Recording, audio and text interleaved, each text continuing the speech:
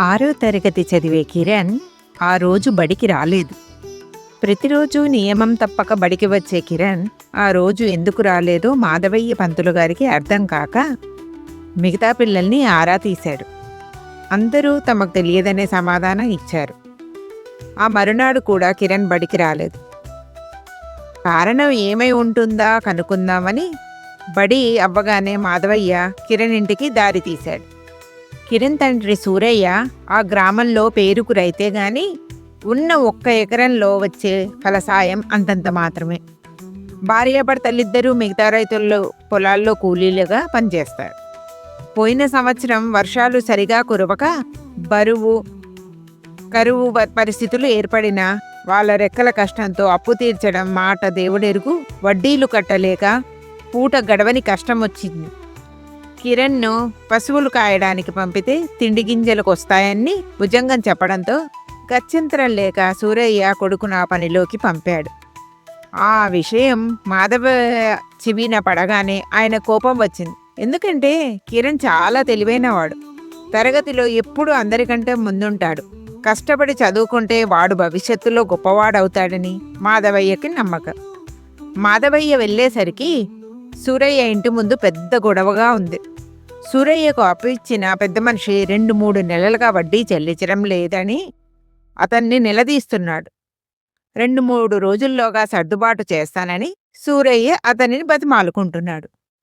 మాధవయ్య అక్కడికి రావడం చూస్తూనే ఆ పెద్ద మనిషి 2 రోజుల తర్వాత వస్తాను అంటూ అక్కడి నుండి వెళ్ళిపోయాడు. సూరయ్య మాధవయ్యకు నమస్కరించి రండి రండి కూర్చోండి అని కుశల ప్రశ్నలు అడిగాడు. మాధవయ్య సూరయ్య మర్యాదలను పట్టించుకోకుండా కిరణ్ ఎక్కడా అని సూటిగా అడిగాడు. సూరయ్య మాట్లాడలేదు. మాధవయ్య వంక చూసి ధైర్యం లేక నేల చూపులు చూడసాగాడు. మాధవయ్యను గద్దించి అడిగిన మీదట సూరయ్య మెల్లగా పెదవి విప్పాడు. ఏ పరిస్థితుల్లో తన కొడుకును భుజంగం దగ్గర పనిలో పెట్టాడో వివరించాడు. మాధవయ్య కోపం ఎక్కువైంది. కిరణ్ గురించి మీకు తెలుసా? బాగా చదువుకొని రేపు వాడు ఎంత గొప్పవాడవుతాడో తెలుసా? వాడిని పనిలో పెట్టి చాలా తప్పు చేశావు సూరయ్య. అసలు చిన్న పిల్లవాడిని పనిలో పెట్టడం నేరం తెలుసా అన్నాడు. తెలియదయ్యా, ఆకలి తప్ప మాకేమీ తెలియదు. రేపటి సంగతి ఏమో కానీ ఇప్పుడు మాత్రం పూట గడవడం లేదు స్థిరంగా అన్నాడు సూరయ్య.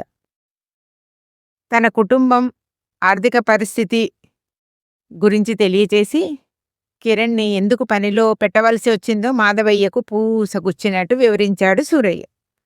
మాధవయ్య రకరకాల ఉదాహరణలతో ఎన్నో విధాలుగా నచ్చ చెప్పడానికి ప్రయత్నించాడు. కానీ సూరయ్య నిర్ణయంలో మార్పు లేదు. చివరికి తాను కొంత ఆర్థిక సహాయం చేస్తానని కిరణ్ని పని మానిపించి బడికి పంపించమని అడిగాడు. కానీ సూరయ్య అందుకు ఒప్పుకోలేదు. చేసేది లేక నిస్సహాయంగా వెనుదిరగదిపోతున్న మాధవయ్యకు వసారాలో పై అరుగు మీద కొన్ని ధాన్యపు బస్తాలు కనిపించాయి. వెంటనే అవేమిటి అని సూరయ్యను అడిగాడు. విత్తనం కోసం దాచిన ధాన్యం అయ్యగారు అన్నాడు సూరయ్య. ఇంత ఆకలినైనా ఓర్చుకుంటాడు కానీ రైతు విత్తనం కోసం దాచిన ధాన్యం ఏ పరిస్థితిలోనూ తిండికి ఉపయోగించడు. సూరయ్యను ఒప్పించడానికి మాధవయ్యకు మరొక మార్గం దొరికినట్లయింది. పూట గడవటం లేదు అంటున్నావే, అక్కడ అన్ని బస్తాల ధాన్యం ఉంది, వండుకొని తినొచ్చు కదా అన్నాడు సూరయ్యతో. మీకు తెలియంది ఏముంది అయ్యగారు? అది విత్తనం కోసం దాచిన ధాన్యం. దాన్ని తింటే రేపు తొలకరికి చేరే విత్తనం ఏమి చేస్తాము అన్నాడు సూరయ్య. అంతలో పశువులు కాయడానికి పోయిన కిరణ్ ఇంటికి వచ్చాడు. మాధవయ్య వాడిని దగ్గరికి తీసుకుని తల నిమురుతూ సూరయ్యను అతడి భార్యను కూర్చోమని చెప్పి హితవు పలికాడు. చూడు సూరయ్య, పిల్లలు పుట్టగానే వాళ్ళు మనకే సొంతమని భ్రమలో ఉంటాం. దాదాపు వాళ్ళని మన ఆస్తిలో భాగంగా భావిస్తాం. వాస్తవానికి పిల్లలు జాతీయ ఆస్తులు. 1 ఎకరం పొలమున్న నీవే విత్తనం గింజల్ని ఇంట్లో ఇంత జాగ్రత్తగా చేస్తున్నావే, మరి జాతీయ ఆస్తులైన ఈ పిల్లలు కూడా విత్తనం లాంటి వారే. వారిని మరింత జాగ్రత్తగా పోషించాలి. నువ్వు పొలంలో విత్తనం వేస్తే మొలిచే మొక్క ఏ కాయ కాస్తుందో నీకు ముందే తెలుస్తుంది. కానీ ఈ పిల్లలనే మొక్కలు పెరిగి పెద్దవారే జాతికి ఎటువంటి ఫలాలు అందిస్తారో మనం కనీసం ఊహించలేం.